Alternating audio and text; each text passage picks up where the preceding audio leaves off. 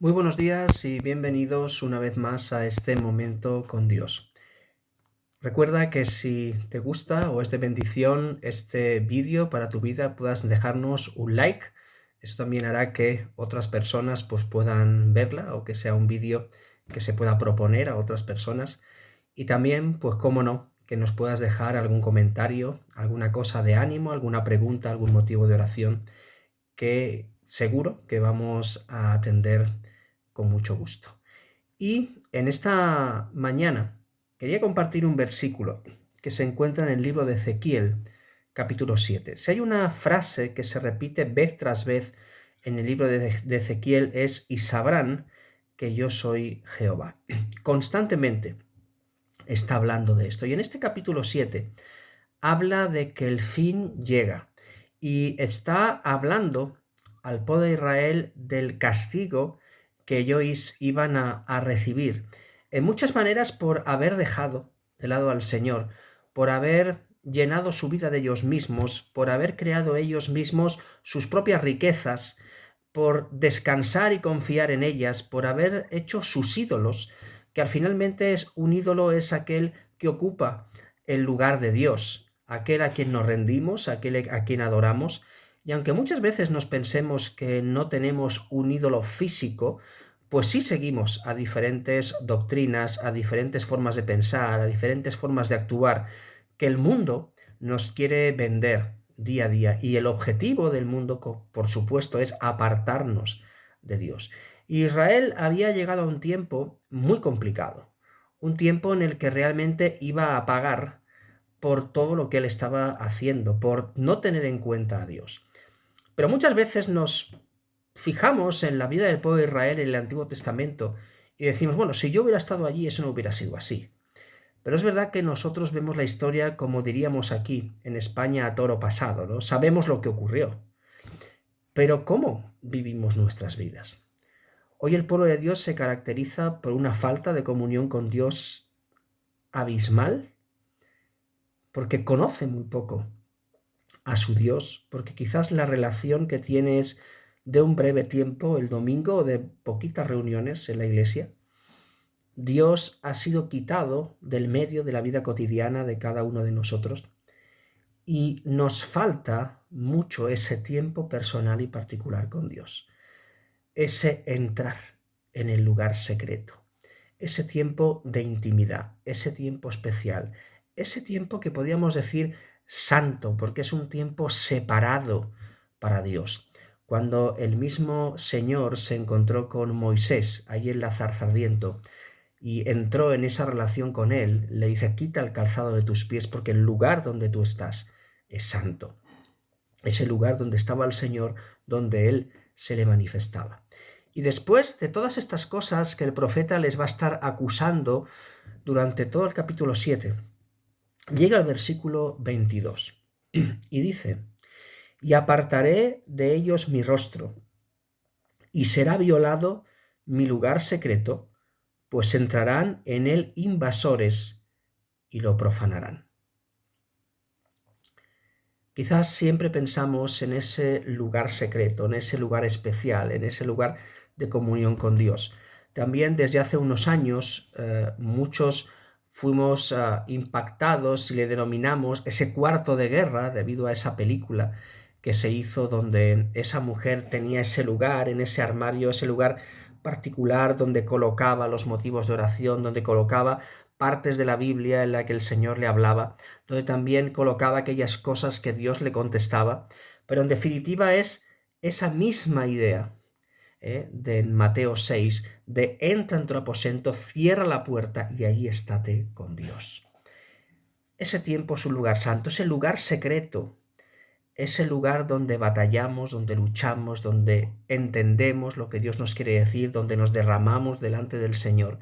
Es el lugar donde no hay nadie que pueda quitar el ambiente que hay. Tendría que ser un lugar donde no hay teléfonos, donde no se escucha ruido, donde estamos centrados sola y exclusivamente con el Señor. Y ese lugar tiene que ser un lugar especial. Realmente es un cuarto de guerra. Es un cuarto de lucha, un cuarto de intercesión, un cuarto de preparación, un cuarto de diálogo con el Señor. es un cuarto de reír, un cuarto de llorar, un cuarto de derramarse delante del Señor. Pero aquí dice, y apartaré de ellos mi rostro. ¿Por qué aparta el Señor el rostro de nosotros? Solamente hay una cosa que hace apartar su rostro de nosotros, y eso es el pecado. Y lo que hace apartar, lo que hace esa división entre Dios y nosotros, es el pecado. Y muchas veces en nuestra vida, ya de una forma natural, hay ciertos pecados que los consentimos, hay ciertos pecados en los que vivimos, hay ciertos pecados en los que nos hemos cansado de luchar, en los que hemos tirado la toalla. Y al final, el pecado es algo que cometemos porque nos gusta. Es verdad que hay pecados que hay un pronto, algo que surge así de golpe, una mala respuesta, un explotar, pero en muchos pecados sabemos perfectamente lo que estamos haciendo. Dice que el Señor apartó de ellos su rostro. Y en esta condición, dice que ese lugar secreto es violado. Y nos explica el texto por qué es violado. Puede que entrarán en él invasores y lo profanarán. Pero ¿quién es quien abre la puerta a que todo esto ocurra en tu lugar secreto? Tú y yo. Cuando hay pecado en nuestras vidas, cuando hay desobediencia, cuando no prestamos atención a nuestra vida de santidad delante de Dios, llega a veces que entramos a nuestra relación con Dios de cualquier manera. Y sabes, si entras con un pecado, si entras con una desobediencia, estás solo. Dios no te escucha. Dios no presta atención. Dice el Salmo que si en mi corazón yo hubiese mirado la iniquidad, el Señor no me habría escuchado. Y entro solo en ese lugar secreto. Y deja de ser un lugar de poder, un lugar de transformación, un lugar de cambio, un lugar santo. ¿Por qué? Porque lo santo no tiene nada que ver con el pecado. Y cuando yo entro en ese lugar secreto, sin que esté allí el Señor esperando, queriendo tener esa relación conmigo, porque realmente está cortada esa relación que solamente por el arrepentimiento se puede volver a generar. Dice que entran invasores en ese lugar. ¿Y cómo entran si es secreto? Pues porque entran contigo. ¿Cuántas veces entramos en ese lugar y el centro no es Dios, no es estar con Dios? Llevamos nuestros malos pensamientos, llevamos nuestros problemas con otros hermanos, llevamos nuestras formas de pensar, incluso a veces le queremos decir al Señor y darle explicaciones de por qué hacemos las cosas y pensamos que Él nos tiene que entender. Y es un lugar más en ese momento de justificarnos o de buscar algo que acalle nuestra conciencia de que Dios acepte lo que nosotros hacemos que otra cosa. Pero en ese momento nosotros dejamos entrar en ese lugar lo que nunca debería entrar. Todo aquello con lo que Dios no está de acuerdo. Y cuando entran estos invasores que vienen de nuestra mano, ese lugar es profanado, ese lugar es pisoteado, ese lugar pierde el objetivo por el cual está creado, por el cual Dios quiere que entres en tu lugar secreto, que cierres la puerta y ahí te pongas delante de Él. Tenemos que vigilar, porque a veces pensamos que tenemos nuestros tiempos de comunión con Dios, y más que comunión con Dios son tiempos en que buscamos que Dios apruebe lo que hacemos, en el que buscamos limpiar nuestra conciencia, es decir, ya he tenido este tiempo. Pero Dios nunca ha buscado eso. Dios busca un tiempo diferente, un tiempo de calidad contigo, un tiempo de hablar, un tiempo de escuchar, un tiempo de reír, un tiempo de llorar, un tiempo de ser consolado, un tiempo de ser confrontado, un lugar donde hay sanidad, un lugar donde hay renovación. ¿Por qué? Porque quien está allí es el Señor. porque lo que deseamos es estar con el Señor. Y ahí, si hay algo que no funciona, lo primero que tenemos que hacer es arreglar nuestra situación delante de Dios.